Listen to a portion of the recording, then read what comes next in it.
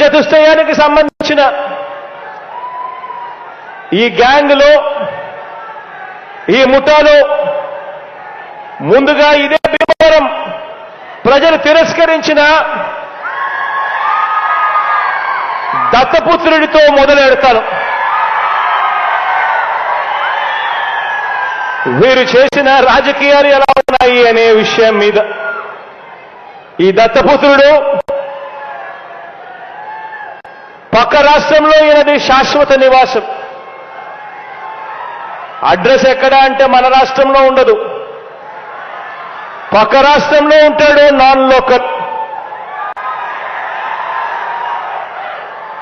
ఇంకా ఆశ్చర్యకరమైన విషయం ఏమిటో తెలుసా?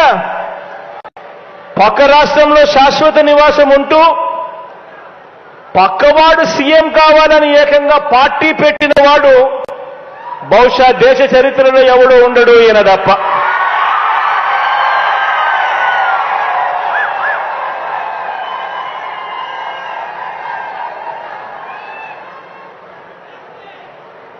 ఈ మనిషి బాబు ముఖ్యమంత్రి అయితే చాలు, అవే నాకు 100 కోట్లు అని, బాబు కోసమే తన జీవితం అని, అందుకు అంగీకరించని వారిని తన పార్టీలో కూడా ఉండకూడదు అని, ఈ విషయంలో వేరే అభిప్రాయం కూడా ఉండదు అని, తన పార్టీ నుంచి వాళ్ళు వెళ్ళిపోవచ్చు కావాలంటే అని చెప్పి కూడా తన సభల్లో ఉపన్యాసాలు ఇచ్చేవాడిని బహుశా ఎవరిని మనం చూసుంటాం, ఒక్క ఈయన తప్ప. ఈ దత్తపుత్రుడికి ఆ బాబు పొత్తులో ఎన్ని సీట్లు ఇచ్చినా ఓకే, ఏ సీటు ఇవ్వకపోయినా ఓకే.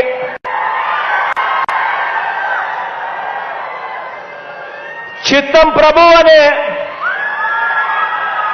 త్యాగాల త్యాగరాజుని మాత్రం ఇప్పుడే ఈ దత్తపుత్రుల్లో మాత్రమే చూస్తాం.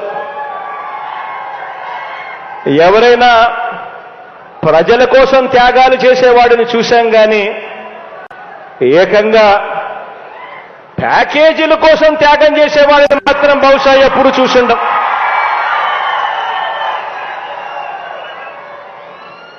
ప్యాకేజీల కోసం తన వారిని త్యాగాలు చేసే ఈ త్యాగాల త్యాగరాజును మాత్రమే చూసింటాం. మరో విచిత్రం కూడా చెప్పాలి. మరో విచిత్రం ఏమిటనంటే ఈ త్యాగాల త్యాగరాజు గురించి, ఈ దత్తపుత్రుడు గురించి మరో విచిత్రం ఏమిటనంటే రియల్ లైఫ్లో ఈ పెద్ద మనిషి ఏ భార్యతోనూ ముచ్చటగా కనీసం 3-4 సంవత్సరాలైనా కూడా కాపురం చేసి ఉండడు. ఈ మ్యారేజ్ ఇస్తారు.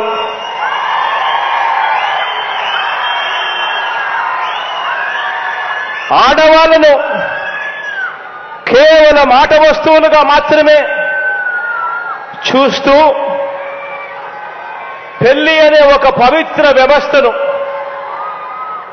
పెళ్లి అనే ఒక పవిత్ర సాంప్రదాయాన్ని మంటగలుపుతూ 4 ఏళ్లకోసారి పెళ్లి చేసుకోవడం, మళ్ళీ విడాకులు ఇచ్చేసేయడం, మళ్ళీ పెళ్లి చేసుకోవడం, మళ్ళీ విడాకులు ఇచ్చేసేయడం, ఏకంగా కార్లను మార్చినట్టుగా భార్యలను మారుస్తా ఉన్న ఈ పెద్ద మనిషి 3 సంవత్సరాలకు 4 సంవత్సరాలకు భార్యలను మారుస్తా ఉన్న ఈ పెద్ద మనిషి ఇప్పటికే 3 భార్యలు అయిపోయారు అని అంటే ఆలోచన చేయమని అడుగుతా ఉన్నా. ఈరోజు మనమంతా ఉన్నాం. నాకైతే 2 ఆడపిల్లలు ఉన్నారు. మనమంతా కూడా ఆలోచన చేయాలి. మనకు చెల్లెళ్ళు ఉన్నారు, మన ఇళ్లలో ఆడబిడ్డలు ఉన్నారు. ఇలాంటి వాళ్ళు నాయకులు అవుతే, ఇలాంటి వాళ్ళు ముఖ్యమంత్రులు, ఎమ్మెల్యేలు అవుతే ఇలాంటి వాళ్ళను ఇన్స్పిరేషన్గా తీసుకొని 4 ఏళ్లకు ఒకసారి 3 ఏళ్లకు ఒకసారి ఇదే మాదిరిగా ప్రతి ఒక్కరూ కూడా చేయడం మొదలు పెడితే నిజంగా మన ఆడబిడ్డల పరిస్థితి ఏమిటి, మన చెల్లెళ్ళ పరిస్థితి ఏమిటి, మన ఆడబిడ్డల పరిస్థితి ఏమిటి?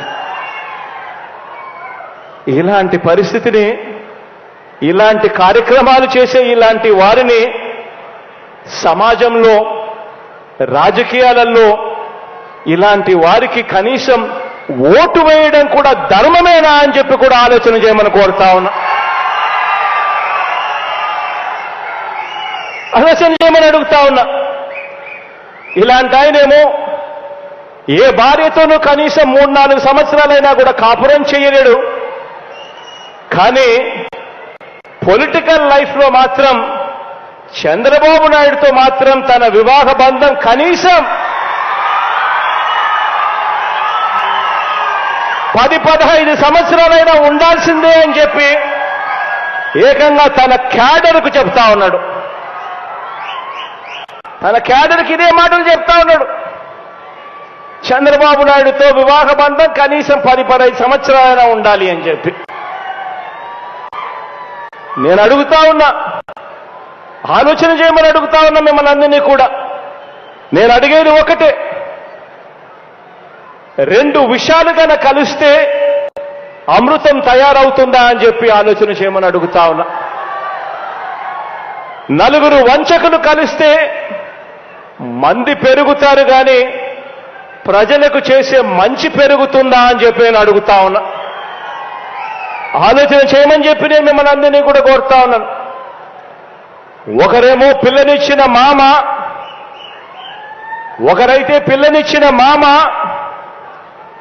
సాక్షాత్తు కూతుర్నిచ్చిన మామ ఎన్టీ రామారావునే వెన్నుపోటు పొడిచిన